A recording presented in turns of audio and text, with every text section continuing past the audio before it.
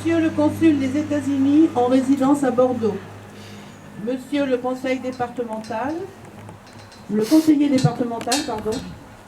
le représentant du Souvenir français, Mesdames et Messieurs les représentants des différentes délégations, Mesdames et Messieurs les maires de la CDC, Mesdames et Messieurs les élus, Madame Carrie Foster-Wilcox, Mesdames, Messieurs, je vous salue et je vous remercie d'avoir bien voulu répondre à notre invitation.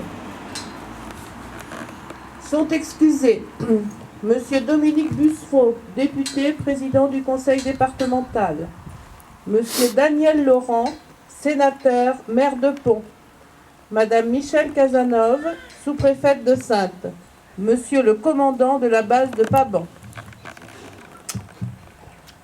Pourquoi avoir attendu 70 ans pour se souvenir d'un tel événement?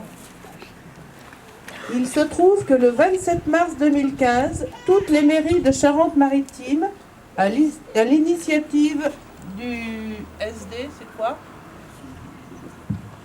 De Mémoire 17, ont reçu un courrier les invitant à trouver un projet lié, en 2015, au 70e anniversaire de la Résistance, des débarquements, de la libération de la France et de la victoire sur le nazisme. Ensuite, ce projet pourrait obtenir l'homologation 70e anniversaire. C'est comme cela que je me suis mis à instruire ce dossier qui nous permet aujourd'hui de nous remémorer l'acte de bravoure de la famille Nadeau et la sauvegarde apportée à l'aviateur américain Robert Wilcox sur notre petite commune de Saint-Simon. Ce projet a obtenu l'homologation 70e anniversaire et j'ai été aidée dans mes démarches par M. Lojac du Souvenir français, de M. Michel Souris de Saintes, qui s'intéresse avec passion à tous ces aviateurs américains qui ont péri sur notre territoire. Je remercie aussi Madame l'ambassadrice des États-Unis à Paris, qui a pris en considération mon projet en le transmettant au consulat de Bordeaux. J'avais toujours eu à l'esprit qu'il fallait que cet événement revienne à notre mémoire et qu'il fallait en garder le souvenir. Conforté par tous ces soutiens, il ne me restait plus qu'à tout mettre en œuvre. Pour bien apprécier cet acte de bravoure et de résistance, je vous demande de vous replonger un instant dans cette époque de la France occupée par l'Allemagne après la débâcle de 1940. Cette occupation par l'armée allemande fut très pénible pour notre population. Je vais vous parler de quelques témoignages qui m'ont été rapportés. Le couvre-feu à 18h, avec l'heure imposée qui nous mettait 2 heures d'avance par rapport au soleil. Tout le monde devait être entré chez soi et se renfermer. Ne pas utiliser la lumière. Des voisins qui habitaient près de la route où patrouillaient les Allemands avaient fait une flambée dans leur cheminée. Eh bien, les soldats ont frappé violemment dans leur volet, ils ont dû tout éteindre. Il y avait des restrictions, des cartes avec des bons pour avoir sa quantité de nourriture, le pain, le chocolat, pour les vêtements, les chaussures, le jardinage. Pour circuler après le couvre-feu, il fallait des autorisations accordées par la commandanture à Gémozac. Il y avait des réquisitions. Les fermiers devaient donner de la nourriture, des œufs, des volailles, des animaux. Et pour éviter des parachutages par l'aviation alliée dans les bourses oliviers, les Allemands ont obligé les hommes de Saint-Simon à planter des grands piquets, les asperges de Rommel. Un des hommes leur a manqué de respect pendant cette corvée, et le lendemain, tous les hommes de Saint-Simon furent convoqués à la mairie. Mais l'affaire n'alla pas plus loin. Lorsqu'on allait à Gémozac, il y avait des gardes allemands à l'entrée, à la barrière du chemin de fer. Il y avait le contrôle d'identité. Ma grand-mère et son plus jeune fils arrivent à vélo, Et comme les gardes étaient occupés avec une autre personne, elle continua son chemin. Alors, un garde lui crie après et commence à enclencher son arme. Les gens vivaient dans la crainte continuelle et la peur au ventre. Maintenant, nous arrivons à l'histoire qui nous réunit aujourd'hui. En décembre 1943, les forteresses volantes venant d'Angleterre allaient bombarder la base de Cognac, occupée par les Allemands, ou les installations du bord de côte, le mur de l'Atlantique. L'avion que commandait Robert Wilcox est touché. Il va s'abîmer après Marennes en mer, avant l'île d'Oléron. Tout l'équipage saute en parachute au-dessus de Mehdi, Saint-Just. Sur les 10 occupants, 7 sont faits prisonniers par les Allemands. Robert Wilcox est accueilli dans une première ferme près du camp de César, à 5 km de Saujon. Après avoir reçu de la nourriture, une carte routière pour rejoindre l'Espagne, les époux Delpech, la nuit venue, l'amènent à une route et lui indiquent la direction à prendre. Il se cache à la moindre alerte. Puis, dans la nuit suivante, une bicyclette passe près de lui. C'est Frédéric Nadeau qui revient d'un bal clandestin à Épargne.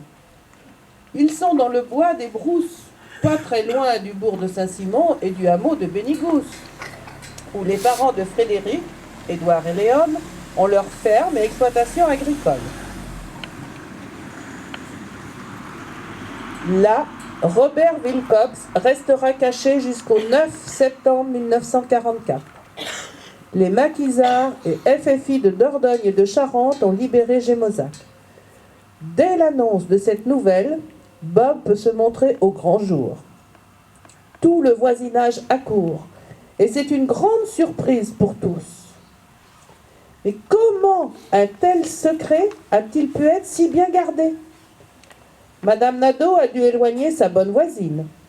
Elle craignait aussi une autre voisine, Madame Jacot, d'origine alsacienne, et qui parlait parfois avec les Allemands qui patrouillaient dans le village. D'après un témoignage que j'ai eu avant-hier, M. Marius Favre, adjoint au maire de l'époque, était aussi au courant. Et chaque jour, il vivait avec la peur d'une dénonciation toujours possible. Le 9 septembre 1944, Gémozac fait honneur à Bob, l'invite à un banquet, puis il est convié à déposer une gerbe au monument aux morts. Le lendemain, 10 septembre, Frédéric accompagne Robert à Bordeaux. Robert doit rejoindre une unité dans la 7e armée américaine stationnée dans le sud de la France. Puis il prend l'avion pour Naples. Ensuite, il est dirigé sur l'Afrique du Nord, à Casablanca. Et le lendemain, un avion l'emmène au sud de l'Angleterre. Là, il apprit le sort de ses compagnons d'équipage. Francis Anderson, son mécanicien, a réussi son évasion par l'Espagne en un mois. Harold Freeman, le navigateur, a mis 3 mois pour regagner l'Espagne. Tous les autres ont été faits prisonniers de guerre.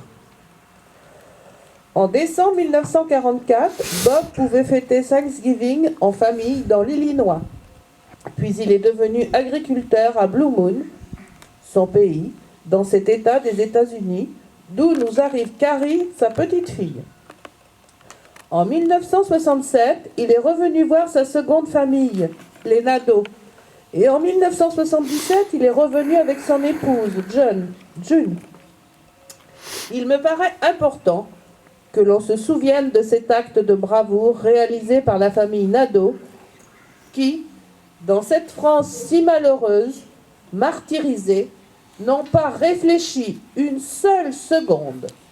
Ils n'ont écouté que leur cœur, leur courage, leur humanisme, leur foi en l'homme. Nous devons nous souvenir, c'est notre devoir de mémoire. Je vous fais un petit aparté. Nos ennemis d'hier sont devenus nos amis d'aujourd'hui. Dans ma vie professionnelle, j'ai aussi travaillé à mon niveau pour le rapprochement des peuples français et allemands. En tant qu'instituteur et directeur d'école, en 1992, après la chute du mur de Berlin, j'ai organisé un voyage d'échange avec un établissement allemand de l'ex-Allemagne de l'Est, au-delà de Berlin. Et en 1993, nous avons reçu les élèves allemands et leurs professeurs. Aujourd'hui encore, des correspondances se font par courrier. Nous devons aussi œuvrer pour la paix. C'est notre devoir. La mémoire et la paix. Je remercie le consulat américain représenté par M. Thomas Wolf pour l'aide financière apportée pour la rénovation des tombes de la famille Nadeau dans le cimetière et le Souvenir français pour l'aide financière pour la réalisation des plaques et toutes les personnes qui m'ont permis d'arriver à cette cérémonie. La municipalité et son secrétariat, mon interprète et détective Louise Cook, Monsieur Lojac, Monsieur Souris. Merci à tous, gardons la mémoire et œuvrons pour la paix.